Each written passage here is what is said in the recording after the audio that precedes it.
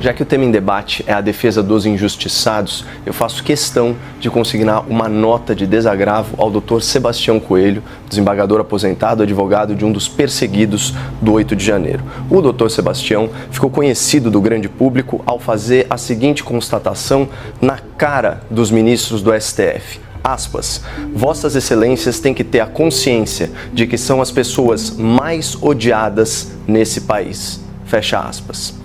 Considerando que, segundo a Poder Data, só 12% dos brasileiros aprovam o desempenho do STF, essa crítica sincera deve ter ofendido algumas sensibilidades no tribunal. O tempo passa e hoje o Dr. Sebastião foi detido por determinação do STF após ser impedido de entrar no plenário do tribunal. Esse é um tratamento autoritário, desarrazoado e, acima de tudo, antijurídico. A lei é muito clara e está expressa no Estatuto da OAB, artigo 7º. São direitos do advogado ingressar livremente nas salas de sessões dos tribunais, especialmente com a finalidade de colher prova ou informação útil ao exercício da atividade profissional. Pois bem, o cerceamento, o embaraço, a restrição ao direito de defesa, como esse praticado contra o Dr. Sebastião, foi um dos pontos centrais da sustentação oral do advogado do ex-presidente Jair Bolsonaro, Dr. Celso Vilardi. O Dr. Vilardi chocou o grande público ao revelar que o procurador indicado por Lula praticou dumping processual. Ou seja, ele sobrecarregou a defesa com mais de 45 mil documentos distribuídos em 8 petições, algo que é humanamente impossível de ser lido, interpretado, concatenado em um prazo tão curto para a apresentação de uma defesa.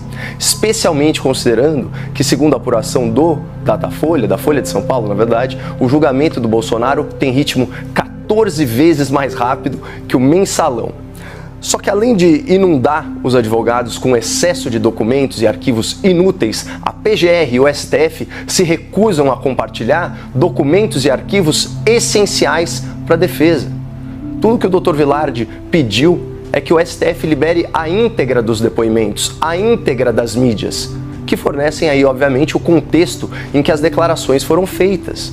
Hoje esses arquivos estão todos picotados, pessoal.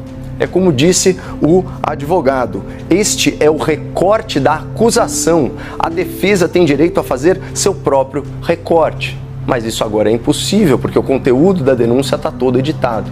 Mas eu fico pensando, será isso que o Dr. Dias Toffoli quis dizer quando afirmou que o STF era o grande editor do Brasil? Bom, outro argumento preliminar da defesa de Jair Bolsonaro diz respeito ao testemunho do senhor Mauro Cid, o delator que chegou a desabafar para pessoas próximas que estava sendo coagido e ameaçado para alterar o seu depoimento na tentativa de incriminar Bolsonaro. Segundo a própria Polícia Federal, Mauro Cid mentiu, se omitiu e se contradisse. Mas aí ele foi preso novamente e se corrigiu quando foi confrontado com um conjunto de indícios. Para quem duvida do que eu estou falando, segue aqui a manchete da Folha de São Paulo. Aspas. Cid mudou versão sobre trama em audiência na qual Moraes ameaçou prendê-lo. Ou seja, nós estamos aqui diante de uma inversão perversa do Instituto da Delação Premiada. Antes, com base nas palavras do delator, o Estado ia buscar as provas. Agora, com base nas provas do Estado, é o delator que tem que buscar suas próprias palavras. Pessoal, reparem como é nula essa prova. Não foi a polícia que confirmou a versão do delator, foi o delator que alterou o seu depoimento para confirmar a versão da polícia. E mesmo assim, como destacou o Dr. Vilardi, eles não encontraram nenhuma prova de conduta criminosa por parte do ex-presidente Jair Bolsonaro. Nenhuma mensagem nos seus dispositivos eletrônicos ou na sua nuvem, nenhum documento na sua posse, nem mesmo uma única conexão entre Jair Bolsonaro e os atos de 8 de janeiro. Talvez por isso o procurador escolhido pelo Lula tenha optado por costurar uma narrativa repleta de suposições e acusações sem prova, ou acusações que contrariam as provas colhidas. E mais uma vez, se você não acredita em mim, então acredite nas manchetes da Folha de São Paulo. PGR omitiu falas de Mauro Cid que contradizem denúncia contra Bolsonaro. PGR turbina acusação contra Bolsonaro com conclusões que nem mesmo a Polícia Federal bancou. Cid, o delator, e militares contestam em depoimento teor de reunião de oficiais denunciada pela PGR. E finalmente, Bolsonaro aceitou matar Lula, diz PGR, sem comprovar. Portanto, Basília, a resposta para a questão em debate é sim, o objetivo do dia foi alcançado.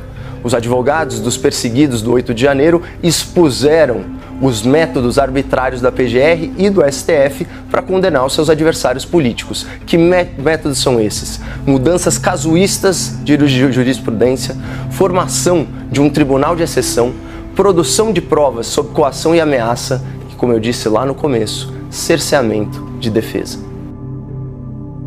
O julgamento de Jair Bolsonaro é uma farsa, cujo desfecho já é conhecido por todos que têm olhos para ver e ouvidos para escutar. O ex-presidente Jair Bolsonaro será condenado por juízes que não poderiam julgá-lo e será preso por crimes que não cometeu.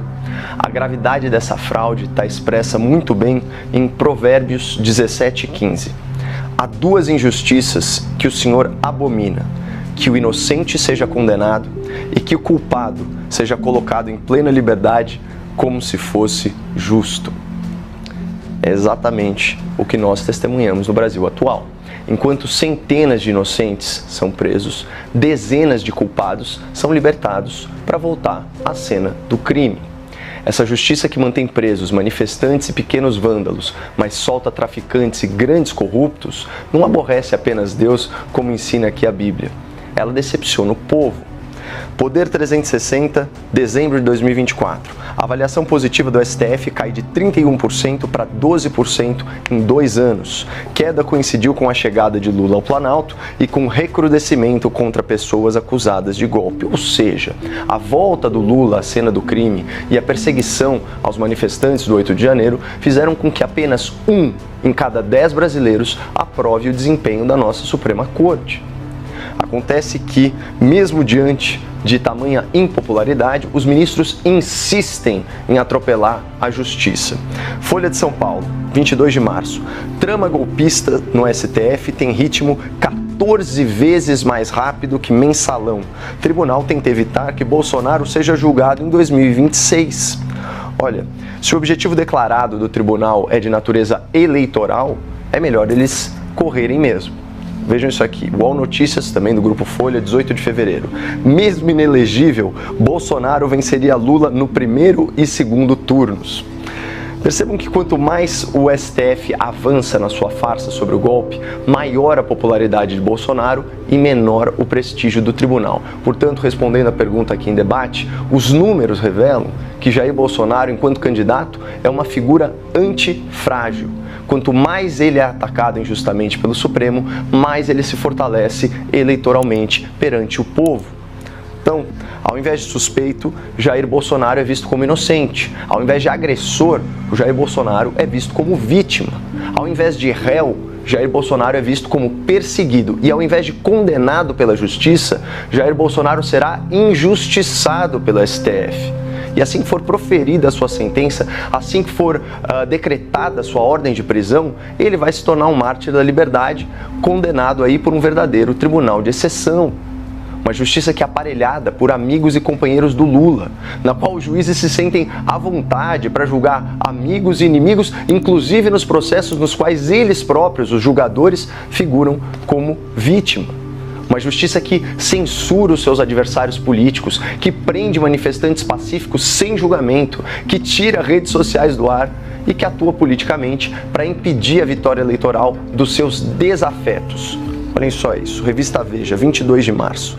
Bolsonaro não será anistiado, garantem ministros do STF. Magistrados montaram arsenal para derrubar eventual benefício ao ex-presidente. Ou seja, mesmo antes, pessoal, da denúncia ser recebida pelo tribunal, como disse a Basília, e do projeto da anistia ser votado no Congresso, os ministros estão escancarando o seu voto, eles estão pressionando os parlamentares e eles estão se articulando entre si para violar as prerrogativas dos outros poderes. É muita injustiça e isso, sem dúvida, fortalece o injustiçado, seja eleitoralmente, seja espiritualmente. Sinceramente, fica difícil de entender, mas eu acho que eu saquei qual que é a estratégia do STF e do PGR. Saiu essa matéria. PGR pede para arquivar caso do cartão de vacina do Bolsonaro. foi por causa dessa investigação que eles prenderam o Cid, que eles pediram busca e apreensão do celular do Mauro Cid e que começou toda aquela palhaçada de busca e apreensão no Bolsonaro por causa dessa investigação, que agora está sendo arquivada por falta de provas. Vamos lá. Desde que iniciou o julgamento do Bolsonaro, a opinião pública, até de quem não gosta do Bolsonaro, é de que esse julgamento virou uma vingança, uma perseguição política, uma coisa pessoal, com inúmeras nulidades, né? Inúmeras, né? Sem ter acesso, a defesa não tendo acesso completo a todo o conteúdo que foi apreendido, o prazo para poder estipular a defesa foi absurdo, a quantidade, o dumping de evidências que deram para os advogados de defesa, o Moraes, no dia do julgamento, aparecer com uma evidência, com um vídeo, o juiz apresentando um vídeo antes do julgamento, antes da voto. Isso já é uma outra nulidade, né? Esses juízes não poderiam estar julgando o Bolsonaro por questão de serem vítimas, né? Deveria estar sendo no plenário e não na primeira turma. Então, assim, cara, é muita nulidade. Então escancarou o fato de que é uma perseguição. E aí eles estão assim, pô, como é que a gente faz então para passar a mensagem de que não é uma perseguição? Já sei. Vão pegar o inquérito da vacina e vamos arquivar. Aí todo mundo vai falar assim, olha, tá vendo como não é perseguição? Eles arquivaram um inquérito do Bolsonaro. Só que qual que foi a besteira? Foi esse inquérito que iniciou tudo que acarretou no julgamento de agora. Esse foi o inquérito usado, e todo mundo sabe disso, foi usado para fazer o Fishing Expedition, busca e apreensão, celular, computador, prisões, gente, por causa de cartão de vacina falso, suposto cartão de vacina falso. Aí eles pegaram justamente o inquérito que deu início a tudo, arquivaram esse inquérito para dar a mensagem, olha, não é perseguição, tá? A gente está aqui para realmente estamos trabalhando de forma técnica e imparcial. É brincadeira, né? Uma coisa que a gente sabe que ninguém ali é imparcial. Todo mundo ali a decisão de condenar o Bolsonaro foi tomada há 4 anos atrás. Eles estão 4 anos tentando criar um caminho para fazer isso acontecer. E agora eles querem fazer isso a todo custo, afinal de contas, Bolsonaro já está 12 pontos na frente do Lula, ano que vem já são as eleições, Bolsonaro vence todo mundo, é perigoso o Bolsonaro vencer o Lula no primeiro turno. Sim, as últimas pesquisas mostram no primeiro turno. Então, assim, esse arquivamento, gente, é só para dar um ar de que o STF não está perseguindo o Bolsonaro. Mas esse inquérito seria arquivado de qualquer maneira porque ele nunca teve nada, nunca teve substância, nunca teve evidência. Ele foi apenas usado para fazer o Fishing Expedition, que iniciou todo o processo que acarretou no Bolsonaro, está sendo jogado agora. Então, jogada dessa galera, por exemplo, das joias. TCU falou que joias, presentes pessoais de uso pessoal não fazem parte do acervo histórico, né, do acervo presidencial. Então pode ficar com presente. Um inquérito das joias também morreu por terra ali. Todos esses inquéritos que eles criaram contra o Bolsonaro, todos foram só para fazer Fishing Expedition e colocar ele na situação que ele está agora, se defendendo num pelotão de fuzilamento, escolhidos pelo PT e por Lula, que já em diversos momentos declararam ódio ao Bolsonaro. E eles querem que o Brasil aceite isso como se fosse a instituição fazendo o entendimento dos crimes de um indivíduo. E não estas pessoas que a gente sabe quais são, o histórico de cada um, a opinião que cada um tem do Bolsonaro, tomando uma decisão de vingança, justamente para impedir que ele seja candidato no ano que vem.